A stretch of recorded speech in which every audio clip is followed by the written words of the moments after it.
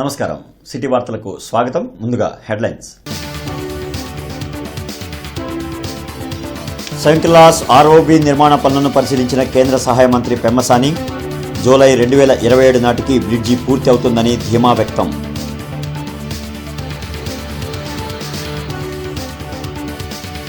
నాణ్యమైన విద్యను అందించే ప్రభుత్వ పాఠశాలలు, కళాశాలలను ప్రజలు ఆదరించాలి. ఢిల్లీ విజ్ఞాన యాత్ర సక్సెస్పై ఎమ్మెల్యే గల్లా మాధవి హర్షం వ్యక్తం.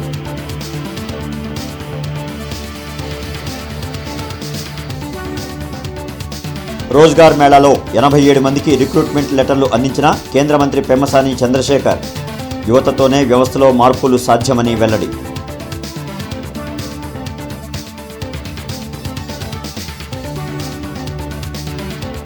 దివ్యాంగులు, ఉద్యోగులు, ఎస్సీ ఎస్టీల ప్రత్యేక గ్రీవెన్స్ నిర్వహించిన కలెక్టర్ సాయికాంత్ వర్మ.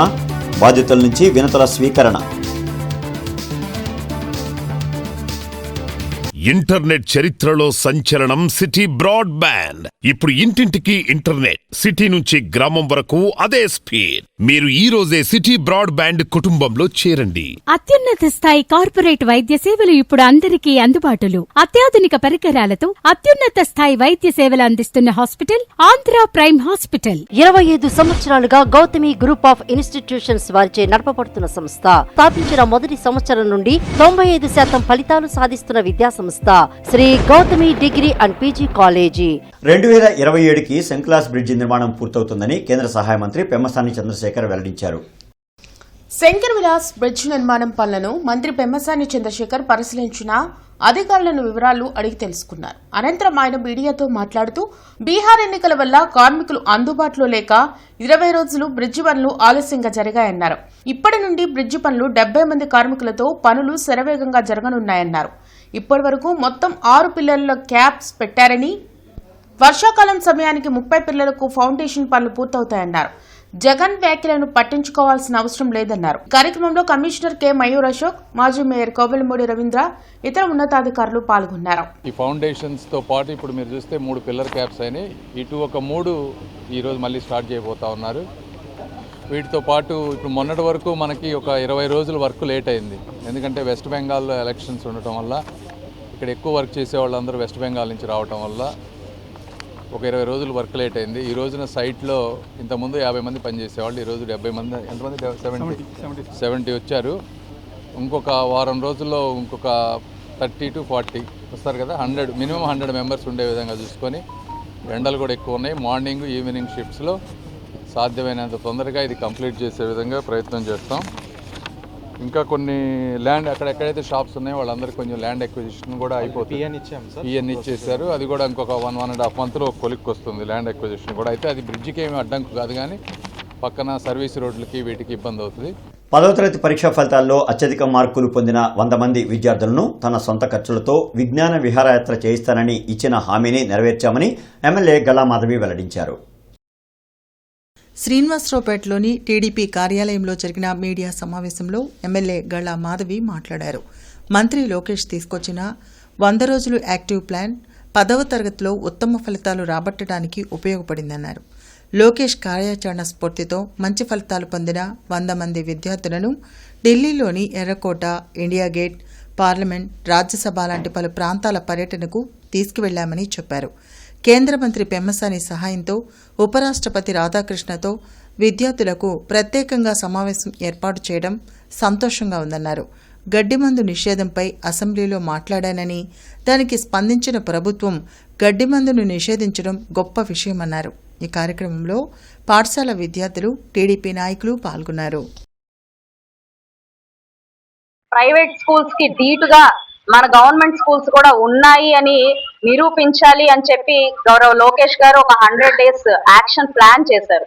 చేసి 10వ తరగతి పిల్లల మీద పూర్తిగా ఫోకస్ చేస్తూ ఈ 100 రోజుల పాటు పిల్లల యొక్క ప్రతిభని మరింత పెంచే విధంగా, ముందుగానే బాగా చదువుకున్న పిల్లలు ఇంకాస్త ప్రోత్సాహం కానివ్వండి, ఇంకాస్త మెరుగైన వాళ్ళకి సహకారాలు కానివ్వండి అందిస్తే మంచి రిజల్ట్ వస్తుంది అని నమ్మి 100 days యాక్షన్ ప్లాన్ చేసి, అందులో సాయంకాలం పూట ప్రత్యేకమైన క్లాసులను నిర్వహిస్తూ వారికి అనేక సమస్యల మీద, అదే విధంగా ఎన్నో అనుమానాల మీద ప్రత్యేకమైన టీచర్లను పెట్టి వాళ్ళకి పరీక్షలో ముందుకెళ్ళి ఉత్తీర్ణత వచ్చేలాగా చేశారు నారా లోకేష్ గారు. ఇది ఏ స్థాయిలో అంటే ఒక 100 రోజుల్లో యాక్షన్ ప్లాన్ చేయాలి అని చెప్పి స్కూళ్ళకి, టీచర్లకి, ప్రిన్సిపల్ కి ఆర్డర్ ఇవ్వడమే కాకుండా ప్రతి డిస్ట్రిక్ట్ కలెక్టర్ కి కూడా ఈ ప్రోగ్రామ్ ని అటాచ్ చేసి వాళ్ళతో కూడా. గుంటూరు రైల్వే మహల్లో జరిగిన రోజ్గార్ మేళా కార్యక్రమాన్ని కేంద్ర సహాయ మంత్రి పెమ్మసాని చంద్రశేఖర్ జ్యోతి ప్రజ్వలన చేసి ప్రారంభించారు. రైల్ మహల్లో జరిగిన రోజ్గార్ మేళా కార్యక్రమంలో డీఆర్ఎం సుదేష్ నసేన్, మెప్మా పీడీ విజయలక్ష్మి, డీఈఓ సలీం బాషా ఇతర ఉన్నతాధికారులు పాల్గొన్నారు. ఈ సందర్భంగా మంత్రి పెమ్మసాని మాట్లాడుతూ రోజ్గార్ మేళా ద్వారా దేశవ్యాప్తంగా 51,000 మందికి రిక్రూట్మెంట్ లెటర్లు ఇస్తున్నామన్నారు. గుంటూరులో 87 మందికి రిక్రూట్మెంట్ లెటర్లు ఇస్తున్నామన్నారు. ప్రధాని మోడీ ఒక లక్ష్యంతో పనిచేస్తున్నారని అన్నారు. కూటమి ప్రభుత్వం అధికారంలోకి వచ్చాక 10,000 కోట్ల రూపాయలు రైల్వే బడ్జెట్ ను ఏపీకి కేటాయించడం జరిగిందన్నారు. నేషనల్ హైవేస్, రైల్వే స్టేషన్స్ అన్ని డెవలప్ చేస్తున్నామన్నారు. అనంతరం 87 మందికి రిక్రూట్మెంట్ లెటర్లు అందించారు. ఇంతటి యువత ఉన్నటువంటి భారతదేశం, ఈ భారతదేశానికి ఎక్కువ మంది భారం అవ్వకూడదు. మీరుండే స్కిల్, మీరు చేసేటువంటిదే ఈ భారతదేశాన్ని ముందుకు తీసుకెళ్ళినా, ఆవేశంగా వెనక్కి తీసుకెళ్ళినా కూడా జరిగేటువంటిది. ఇవన్నీ ఎందుకు చెప్తున్నాం అంటే, ఇప్పుడు నేను కూడా రాజకీయ వ్యవస్థలో వచ్చాను. రాజకీయ వ్యవస్థలో వచ్చినప్పుడు రాజకీయం ఒక రకంగా జరుగుతూ ఉంటుంది. ఆ వ్యవస్థలో ఇరుక్కుపోకుండా మనకంటూ మనం ఏం చేయాలి అనుకుంటున్నా దాన్ని ఎప్పుడు మర్చిపోకుండా ముందుకు వెళ్ళినప్పుడే మీ జీవితానికి కూడా, మిమ్మల్ని కన్నా తల్లిదండ్రులు కానీ మిమ్మల్ని నమ్మి ఈ ఉద్యోగం మీకు ఈ రోజు ఇచ్చేటువంటి శాలరీ ఎవరుస్తున్నారు. భారత ప్రభుత్వంలో చేరుకున్న యువతకు నా హృదయపూర్వక అభినందనలు. మీరు ఎంతో ఉత్సాహంగా ఈ రోజు భారత ప్రభుత్వంలో చేరుకున్నారు. ప్రతిరోజు టెక్నాలజీ అభివృద్ధి చెందుతూ ఉంది. ప్రతి రంగంలో కూడా ఆర్టిఫిషియల్ ఇంటెలిజెన్స్ మనుష్యరాలను ఓవర్కమ్ చేస్తూ ఉందనే భయం మనకు ఉంది. అందువల్ల మీరు ప్రతిరోజు మీ స్కిల్స్ డెవలప్ పరుచుకుంటూ ఉండాలి. మీ జనరేషన్ అంచనాలకు నిలుస్తూ ఉండాలి. ఉద్యోగులు, ఎస్సీ, ఎస్టీ, దివ్యాంగుల ప్రత్యేక గ్రీవెన్స్ ఈరోజు ఎస్ఆర్ శంకరన్ సమావేశ మందిరంలో జరిగింది. జిల్లా కలెక్టర్ సాయికాంత్ వర్మ పాల్గొని అర్జీలను స్వీకరించారు. దివ్యాంగుల వద్దకు నేరుగా వెళ్లి వారి అర్జీలను కలెక్టర్ స్వీకరించారు. ఉపాధి అవకాశాలు కల్పించాలని దివ్యాంగులు కోరగా, ఒకసారి ఉపాధి పొందిన తర్వాత మరల వెనుదిరిగి చూడరాదని అన్నారు. మొత్తం ఎంతమంది ఉన్నారు, వారి అర్హతలు, నైపుణ్యాలు, అనుభవాలను తెలియజేస్తూ మొత్తం సమాచారం అందించాలని ఆయన సూచించారు. నైపుణ్యాలు అవసరమైతే ఉపాధి కల్పన, నైపుణ్యాభివృద్ధి శాఖ ద్వారా శిక్షణ కల్పించుటకు చర్యలు తీసుకుంటామని చెప్పారు. ఔత్సాహిక పారిశ్రామికవేత్తలుగా ఎదగాలని, ఈ మేరకు అవకాశాలు కల్పించుటకు సహకరిస్తామని, దానిని వినియోగించుకోవాలని కోరారు. దివ్యాంగులను పేరు పేరున పలకరించి వివరాలు తెలుసుకున్నారు. ఇందులో ఒక 2-3 అంశాలు ఏంటంటే, మళ్ళీ గవర్నమెంట్ మీదనే ఆధారపడేటట్టు రాశారు. అలా కాకుండా ఇప్పుడు మీరు ఇండస్ట్రీస్ చెప్పారు. ఇండస్ట్రీస్లో ఏ యాక్టివిటీ చేయగలుగుతారు, ఏం యాక్టివిటీస్ మీరు ఒకటి నేను చెప్తాను చూడండి. మీరు డిపెండెన్సీ ఎలా ఉండాలి, అండర్లు వర్కులకి అధిగమించి, ఓకే, దానికి ఇండిపెండెంట్గా ప్రైవేట్లో మీరు కంప్లీట్ చేసుకునేటట్టు ఉంటే రేపు పొద్దున అది ఈరోజు కాదు, ఒక 10 ఏళ్ళైనా 25 ఏళ్ళైనా మన చివరి వరకు మీకంటూ ఒక డిపెండెన్సీ కరెక్ట్గా ఉంటుంది. అది నేను ఏదో ఒకటి చెప్తాను. వాహనదారులకు మరోసారి షాక్ తగిలింది. పెట్రోల్, డీజిల్, సీఎన్జీ రేట్లు మళ్లీ పెరిగాయి. లీటర్ పెట్రోల్కు 87 పైసలు, డీజిల్పై 91 పైసలు పెంచుతూ ఆయిల్ కంపెనీలు నిర్ణయం తీసుకున్నాయి. అలాగే సీఎన్జీ కేజీకి రూపాయి పెరిగింది. పెంచిన ధరలు ఈ ఉదయం నుంచి అమల్లోకి వచ్చాయి. 10 రోజుల వ్యవధిలో చమురు ధరల పెంపు ఇది మూడోసారి. అధ్యాపక ఉద్యమ నేత, మాజీ ఎమ్మెల్సీ ఎంజే మాణిక్యారావు శత జయంతి ఉత్సవాలు ఏసీ కళాశాల ఆడిటోరియంలో జరిగాయి. ఎంజేఎం మెమోరియల్ కమిటీ ఈ ఉత్సవాలు నిర్వహించింది. ఎమ్మెల్యే నక్కానంద్ బాబు, మాజీ ఎమ్మెల్సీ కెఎస్ లక్ష్మణరావు, బాపట్ల మాజీ MP Malyadri, retired VC Balamohan Das, ఇతర అధ్యాపకులు నివాళులర్పించి మాట్లాడారు. గతంలో అందరూ ఉన్నత విద్యను అభ్యసించగలిగారంటే ఎయిడెడ్ కళాశాలలే ప్రధాన కారణమని చెప్పారు. ఎయిడెడ్ అధ్యాపకుల సమస్యల పరిష్కారానికి ఎంజేఎం విశేషమైన కృషి చేశారని, ఆయన ఆశయాల సాధన కోసం ప్రతి ఒక్కరూ కృషి చేయాలని పిలుపునిచ్చారు. కార్యక్రమంలో ఏసీ కళాశాల ప్రిన్సిపాల్ మోజేస్ తదితరులు పాల్గొన్నారు. నీలిమ నీకు బ్రేస్లెట్స్ అవి ఉన్నాయో తెలియవమ్మా, నువ్వు రూబీ మా తాతగారిని పెట్టుకో. Rubies represent power, love and passion. అసలైనదో కాదో తెలుసుకోవాలంటే గీత పెడితే గీతలు పడవండి. అటువంటి వాడు మాణిక్యరావు. మాణిక్యాలు చాలామంది ఉన్నారు. గుడి మాణిక్యం నరసింహారావు గారు. అంటే మనుషులు అనేది పడుతుంటాం, వెళ్తుంటాం, కానీ వారు అందించినటువంటి స్ఫూర్తి, వారు చూపించినటువంటి బాట మనం ఎప్పటికప్పుడు నెమరు వేసుకుంటూ ముందుకు పోవాల్సిన అవసరం ఉంటుందని నేను భావిస్తున్నాను. మీరందరూ కూడా ఇక్కడ విచ్చేసిన ప్రతి ఒక్కరిలో కూడా వారి స్ఫూర్తి కనబడతాను. ఎందుకంటే వారి గురించి నేను వచ్చే మనం చూశాను. ఎస్సీ కాలేజీలో కానీ వారు చదువుకున్నారు, ఎస్సీ కాలేజీలో చదువుకున్నారు, పనిచేశారు. విశాఖపట్నంలో ఏవిఎం కాలేజీలో, బిఎస్ఆర్ కాలేజీ, అన్నిటికీ మించి జవహర్ భారతి చాలా ప్రతిష్టాత్మకమైనటువంటి పేరు ప్రతిష్ఠిస్తున్నటువంటి జవహర్ భారతిలో వారు పనిచేసిన విధానం, అక్కడి నుంచి ఉద్యమ నాయకుడిగా ఆక్టా కానీ డాక్టా కానీ ఉపాధ్యాయ సంఘాల్లో సుదీర్ఘకాలం పనిచేయటువంటి మామూలు గారు. నాకు తెలిసి మామూలు రాజకీయాల్లో రెడ్డి రావచ్చు, కానీ ఉపాధ్యాయ నాయకుడిగా ముందుకు పోవడం అంటే 4 అడుగులు ముందుకెళ్తే 4 అడుగులు వెనక లాగుతూ ఉంటారు. పెట్రోల్పై 31 రూపాయలు, డీజిల్పై 22 రూపాయలు ట్యాక్స్ వేసింది సీఎం చంద్రబాబు కాదా అని ఎమ్మెల్సీ అప్పిరెడ్డి ప్రశ్నించారు.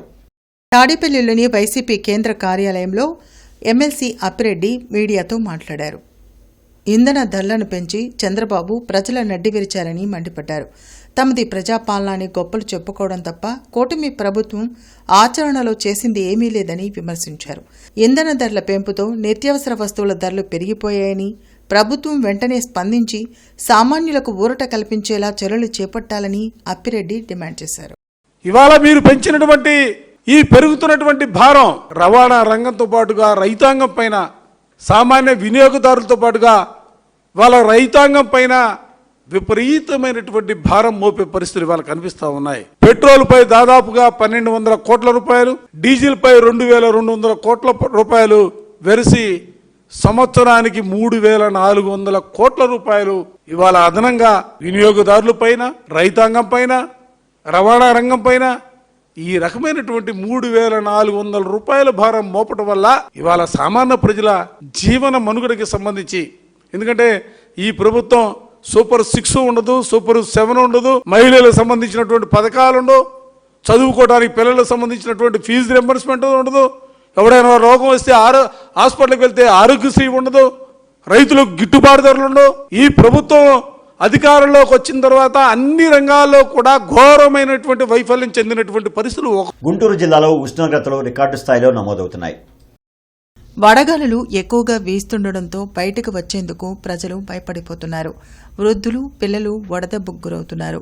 గుంటూరు జిల్లాలో 45 డిగ్రీల కంటే ఎక్కువగా ఉష్ణోగ్రతలు నమోదవుతున్నాయని, ప్రజలు తగు జాగ్రత్తలు తీసుకోవాలని విపత్తు నిర్వహణ సంస్థ హెచ్చరించింది. ప్రజలు అవసరమైతే తప్ప బయటికి రావద్దని అధికారులు సూచించారు. డీహైడ్రేషన్కు గురికాకుండా అన్ని ముందు జాగ్రత్తలు తీసుకోవాలని కలెక్టర్ సాయికాంత్ వర్మ విజ్ఞప్తి చేశారు. ఇంటర్నెట్ చరిత్రలో సంచలనం సిటీ బ్రాడ్బ్యాండ్. ఇప్పుడు ఇంటింటికి ఇంటర్నెట్, సిటీ నుంచి గ్రామం వరకు అదే స్పీడ్. మీరు ఈ రోజే సిటీ బ్రాడ్బ్యాండ్ కుటుంబంలో చేరండి. అత్యున్నత స్థాయి కార్పొరేట్ వైద్య సేవలు ఇప్పుడు అందరికీ అందుబాటులో. అత్యాధునిక పరికరాలతో అత్యున్నత స్థాయి వైద్య సేవలు అందిస్తున్న హాస్పిటల్ ఆంధ్ర ప్రైమ్ హాస్పిటల్. 25 సంవత్సరాలుగా గౌతమి గ్రూప్ ఆఫ్ ఇన్స్టిట్యూషన్స్ వారిచే నడపబడుతున్న సంస్థ. స్థాపించిన మొదటి సంవత్సరం నుండి 95% ఫలితాలు సాధిస్తున్న విద్యా సంస్థ Shri Gautami degree and PG college. రాష్ట్ర ప్రభుత్వ ఆదేశాల మేరకు పారిశుధ్యంలో మెరుగైన చర్యల్లో భాగంగా 4 వారాల special drive operation clean sweep ని నాసెంటర్లోని 6 ప్రధాన రోడ్లలో రోడ్డుకు 50 మంది కార్మికులతో ప్రత్యేక పారిశుధ్య పనులను కమిషనర్ మయూర్ అశోక్ ప్రారంభించారు. ఈ సందర్భంగా కమిషనర్ మయూర్ అశోక్ మాట్లాడుతూ, రాష్ట్ర ముఖ్యమంత్రి ప్రతి నెల 3వ శనివారం సాసా కార్యక్రమంలో ఏదో ఒక జిల్లాలో నేరుగా పాల్గొంటున్నారంటే స్వచ్ఛతకు ఉన్న ప్రాధాన్యత, ప్రభుత్వ ప్రత్యేక దృష్టిని తెలుసుకోవచ్చునన్నారు. ఆపరేషన్ క్లీన్ స్వీప్ ప్రత్యేక కార్యాచరణలో భాగంగా మొదటి వారం రోజుల్లో నగరంలోని రెడ్ స్పాట్లు మరియు ఎల్లో స్పాట్లను ప్రత్యేకంగా గుర్తించి వాటిని పూర్తి స్థాయిలో క్లియర్ చేసి పరిశుభ్రంగా మారుస్తామని తెలిపారు. ఆ తర్వాత రెండో వారంలో నగరంలోని వరద నీటి కాలువలు, ప్రధాన కాలువలు మరియు ఉప కాలువల్లో పేరుకుపోయిన పొడిక వ్యర్థాలను తొలగించేందుకు ఉధృతంగా పనులు చేపడతామని వివరించారు. మూడో వారంలో నివాస ప్రాంతాలు మరియు వాణిజ్య సముదాయాలు ఉన్న ప్రాంతాలపై ప్రత్యేక దృష్టి సారించి అక్కడ పేరుకుపోయే చెత్తను పూర్తి స్థాయిలో తొలగించి పరిసరాల స్వచ్ఛతను కాపాడతామన్నారు. ఇక చివరిదైన 4వ వారంలో నగరంలో బహిరంగ మరుగుదొడ్లు, ప్రభుత్వ కార్యాలయాలు మరియు ఇతర ముఖ్యమైన సామూహిక ప్రాంతాల్లో విస్తృతంగా పారిశుద్ధ చర్యలు చేపట్టే కార్యక్రమాన్ని చేపడతామని తెలిపారు. మన సిటీ ఒక మొత్తం ఇమేజ్ మారిపోవాలి. ఈ ఆలోచనతో అందరూ కూడా ఎఫర్ట్ చేయండి. తర్వాత ఎస్హెచ్జి గ్రూప్స్, మన దాదాపు ఒక 10,000 ఎస్హెచ్జి గ్రూప్స్ ఉన్నారు. వాళ్ళందరినీ కూడా ఎస్హెచ్జి గ్రూప్స్ని ఇన్వాల్వ్ చేస్తే తప్పకుండా మన బిహేవియర్ చేంజ్ రావడానికి అవకాశం ఉంది. So I request PO also to mobilise each and every SHG group. SHG గ్రూప్లో ఉన్న ప్రతి ఒక్క మెంబర్ కూడా వాళ్ళ ఉన్న వార్డులో వేరే ఎక్కడ వెళ్ళాల్సిన అవసరం లేదు. వాళ్ళు ఎక్కడ ఉంటున్నారు ఆ వార్డులో తిరిగి ప్రతి ఒక్క ఇల్లు దగ్గర వెళ్ళి సోర్స్ సెగ్రిగేషన్ గురించి చెప్పాలి, విజిబుల్ క్లీనెస్ గురించి చెప్పాలి. తర్వాత కొన్ని ఓపెన్ ప్లాట్లు చెత్త వేస్తారు, అక్కడ ఉన్న 4-5 ఇంటి నుంచి వస్తుంది. వాళ్ళతో మాట్లాడి ఇలా చెత్త వేయకూడదు. జీఎస్టీ సమన్వయ సమావేశాన్ని ప్రతి నెల మొదటి శనివారం నిర్వహించడం జరుగుతుందని జిల్లా కలెక్టర్ సాయికాంత్ వర్మ తెలిపారు. జీఎస్టీ జిల్లా సమన్వయ కమిటీ సమావేశం శనివారం కలెక్టర్ అధ్యక్షతన జరిగింది. అన్ని శాఖల నుండి అవసరమైన వివరాలను జీఎస్టీ జాయింట్ కమిషనర్ స్వయంగా సమన్వయం చేయాలని సూచించారు. జీఎస్టీ సేకరణ పెంపుకు కార్యాచరణ ప్రణాళిక రూపొందించాలని ఆదేశించారు. టీం అడ్డా ఆధ్వర్యంలో ఉచిత మజ్జిగ, పుచ్చకాయల పంపిణీ కార్యక్రమం గార్డెన్స్ లో జరిగింది. వైఫై మాల్ సెంటర్లో గత 5 సంవత్సరాలుగా వేసవి కాలంలో మజ్జిగ పంపిణీ చేస్తున్నామని నిర్వాహకులు తెలిపారు. ఈ కార్యక్రమంలో బండ్రెడ్డి అజయ్, తాడిపోయిన కేశవ్, ఆలపాటి చేతన్, చేజర్ల సాయి, గద్దె కుబేరేశ్వర్, బండ్రెడ్డి చెర్రినాయుడు తదితరులు పాల్గొన్నారు. మజ్జిగ పంపిణీ మరియు పుచ్చకాయల పంపిణీ జరుగుతుంది.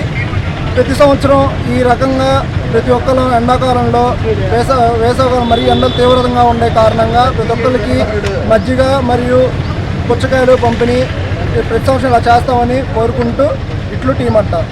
పెంతెకొస్తు పండగ క్రైస్తవ సంఘం పుట్టినరోజు వేడుకలు నగరంపాలెంలోని వెస్ట్ ప్యారిస్ చర్చిలో ఘనంగా నిర్వహించారు. ఈ సందర్భంగా West Paris church pastor reverend G Satish Babu మీడియాతో మాట్లాడారు. పెంతెకొస్త్ అనేది క్రైస్తవులకు ముఖ్యమైన పండుగ అన్నారు. యేసు ప్రభువుని పునరుద్ధానం తర్వాత వచ్చే 50వ రోజున దీనిని జరుపుకుంటారని తెలిపారు. పెంతెకొస్త్ అనే గ్రీకు పదానికి 50వ రోజు అనే అర్థమన్నారు. 1993వ సంవత్సరంలో 3,000 మందిగా యెరూషలేంలో స్థాపించబడిన క్రైస్తవ సంఘం నేడు ప్రపంచవ్యాప్తంగా 250 కోట్ల మందితో అభివృద్ధి చెందిందన్నారు. పెంతెకొస్తు అనే మాటకి 50వ రోజు అనే అర్థం.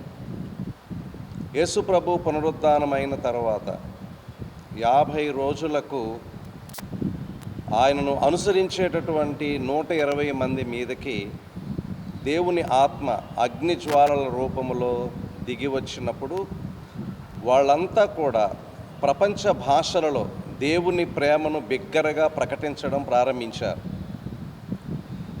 దానికి పస్కా పండుగ ఆచరించడానికి వచ్చిన ప్రజలందరూ కూడా, వివిధ దేశాల నుంచి వచ్చిన జనులందరూ కూడా గుమ్మి కూడినప్పుడు యేసు ప్రభు శిష్యుడైనటువంటి పేతురు వారందరి మధ్య దేవుని సువార్త మొదటి సందేశాన్ని ఇస్తాడు. ఆ సందేశాన్ని వినినటువంటి వారు 3,000 మంది. వార్తలు ముగించే ముందు హెడ్లైన్స్ మరొకసారి. సెయింట్ క్లాస్ ఆర్ఓబి నిర్మాణ పనులను పరిశీలించిన కేంద్ర సహాయ మంత్రి పెమ్మసాని, జూలై 2027 నాటికి బ్రిడ్జి పూర్తి అవుతుందని ధీమా వ్యక్తం.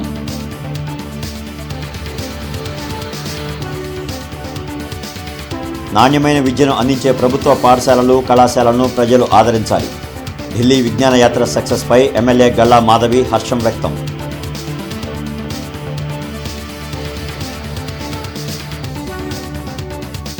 రోజ్గార్ మేళాలో 87 మందికి రిక్రూట్మెంట్ లెటర్లు అందించిన కేంద్ర మంత్రి పెమ్మసాని చంద్రశేఖర్, యువతతోనే వ్యవస్థలో మార్పులు సాధ్యమని వెల్లడి.